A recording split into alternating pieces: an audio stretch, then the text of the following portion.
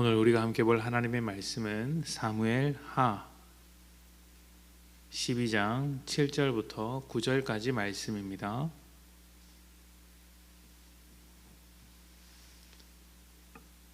하나님의 말씀은 사무엘하 12장 7절부터 9절까지의 말씀, 제가 봉독합니다. 나단이 다윗에게 이르되 당신이 그 사람이라.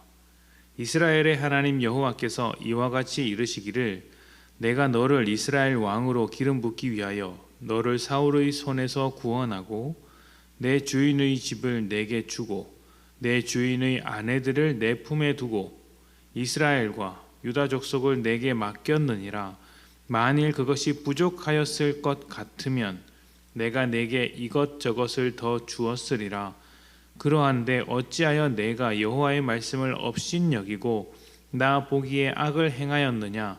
내가 칼로 햇사람 우리아를 치되 암몬 자손의 칼로 죽이고 그의 아내를 빼앗아 내 아내로 삼았도다.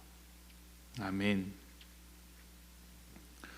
왕에게 있어서 조언을 해주는 사람이 있다는 것은 대단히 좋은 일입니다. 해야 할 일과 하지 말아야 할 일, 이것을 현명하게 구분하고 올바르게 통치할 수 있도록 도와주는 사람이기 때문이죠. 어떤 사람이라도 아무리 대단한 능력을 가졌을지라도 혼자서는 할 수 없는 일이 많기 때문에 도움을 줄 사람이 반드시 필요하고, 특히 불리하더라도 왕에게 잘못된 것을 반대할 수 있는 사람, 잘못된 길로 갈 때 그 길로 가서는 안 된다고 말해줄 수 있는 사람은 정말 필요하고 소중한 사람이라고 할 수 있겠죠. 그런데 반대 의견을 낼 수 있느냐 없느냐 하는 것은 전적으로 왕의 태도에 달렸습니다. 반대 의견을 듣고 적극적으로 반응하며 응답해주는 왕이라면 당연히 좋은 자가 많아질 것입니다. 그러나 반대 의견을 불편해하고 듣지 않으려고 한다면, 그리고 반대 의견을 내는 사람을 멀리 두려고 하거나 아니면 해코지를 하게 된다면 그 왕의 주변에는 좋은 자보다 아첨하는 자들이 많아지게 됩니다. 그렇게 되면 아무도 왕을 통제할 수 없고 결국 망하는 길로 빠져드는데 점점 가속도가 붙을 것입니다. 다윗이 밧세바를 범하고 우리아를 죽였을 때 다윗을 말리는 사람이 하나도 없었습니다. 일단 우리아를 죽이려고 했을 때 그 편지를 받은 사람은 요압이었습니다. 요압은 다윗의 군 사령관쯤 되는 인물로서 오랜 기간 다윗 곁에서 전장을 누비며 있었던 사람이었습니다. 당연히 우리아가 어떤 인물인지, 얼마나 충직하며 훌륭한 인물인지 모를 리가 없습니다.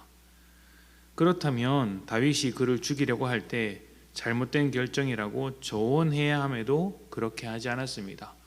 왕의 뜻을 받은 것이죠. 나단 선지자도 마찬가지입니다.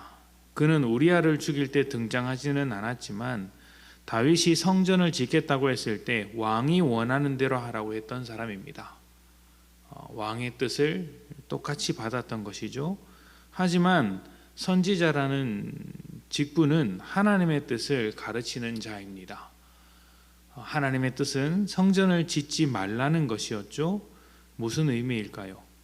나단 선지자도 하나님의 뜻을 받아서 전한 것이 아니라 왕의 뜻을 받기에 바빴다라는 것입니다. 하나님께 묻지 않았고 하나님의 뜻도 몰랐다는 것이죠.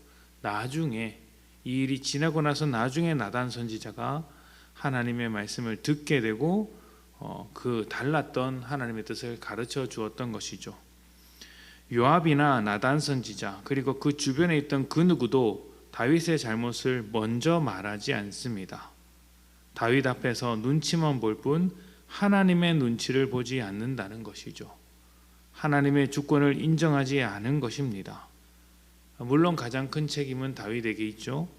다윗이 왕으로서 하나님의 뜻을 따르지 않으니 당연히 그 아래에 있는 수많은 사람들도 하나님의 뜻을 묻지 않고 왕의 눈치만 살피게 되더라는 것이죠. 이러한 상황에서 하나님이 나단 선지자에게 직접 말씀을 전하라고 하셨습니다. 아무도 하나님의 뜻을 말하지 않는 가운데 하나님께서 직접 말씀하시는 것이죠. 하나님께서 얼마나 답답하셨으면 그렇게 하셨을까라는 생각이 듭니다. 그렇게 오랫동안 하나님을 가르치고 하나님의 뜻을 내비쳤으며 다윗에게 하나님의 뜻이 얼마나 복된 것인지 약속해 주신 그 일하심이 다 허사로 되어버린 것 같은 이 현실에 하나님이 답답하더라는 것이죠. 또 바로 얼마 전 성전을 짓겠다고 했을 때 하나님께서 다윗에게 약속해 주신 것도 있지 않습니까? 그런데 그 모든 것을 무시하고 다윗이 바세바를 범하고 우리아를 죽였을 때 하나님의 마음은 무너지는 심정이었을지도 모르겠습니다. 그래서 나단 선지자를 통해서 이렇게 말씀을 하셨죠. 네가 하나님을 업신여겼다. 네가 하나님을 업신여겼다. 이 심정이 얼마나 답답한 심정인지 느껴지지 않습니까? 하나님께서 모든 것을 주었고 부족하면 더 주신다고 약속했음에도 하나님의 약속을 업신여기고 마치 하나님이 없는 것처럼 살아간 다윗의 마음을 찌르는 하나님의 날카로운 말씀, 송곳과도 같은 말씀이었던 것이죠. 다윗이 가장 높은 자리에서 그 권력에 취해 하나님을 업신여기게 된 것을 기억하셔야 합니다. 우리도 언제든지 우리에게 주어진 것들에 취해서 아니면 더 얻고자 하는 어떤 욕망에 의해서 아니면 자기 자신에게 충실하기 위해서 하나님의 말씀에 귀를 닫고 살아갈 때가 있습니다. 하나님의 말씀을 들었으면서도 무시하고 아니면 들으려고조차 시도조차 하지 않는 것이죠. 듣지 않으면 필요한 조언을 해주는 사람들도 점점 입을 닫게 되는 것이죠. 결국 하나님의 뜻을 아는 것과 순종하는 일이 더욱 어렵게 되지 않겠습니까? 죄악의 가속도가 붙을 수밖에 없는 것입니다. 하나님의 약속, 하나님의 말씀, 하나님의 뜻을 업신여기지 않기를 바랍니다. 하나님의 말씀을 소중하게 여겨 순종하는 자에게는 하나님의 말씀이 더욱더 잘 들릴 것이고 하나님의 뜻을 묻지 않고 순종하기를 거절하는 사람에게는 하나님의 뜻은 점점 보이지 않게 될 것입니다. 하나님이 우리보다 선하시고 우리보다 우리를 위하시는 분이니 여기 계신 모든 성도님들은 오직 하나님의 뜻을 먼저 구하며 살아가는 복된 인생이 되시기를 소망합니다.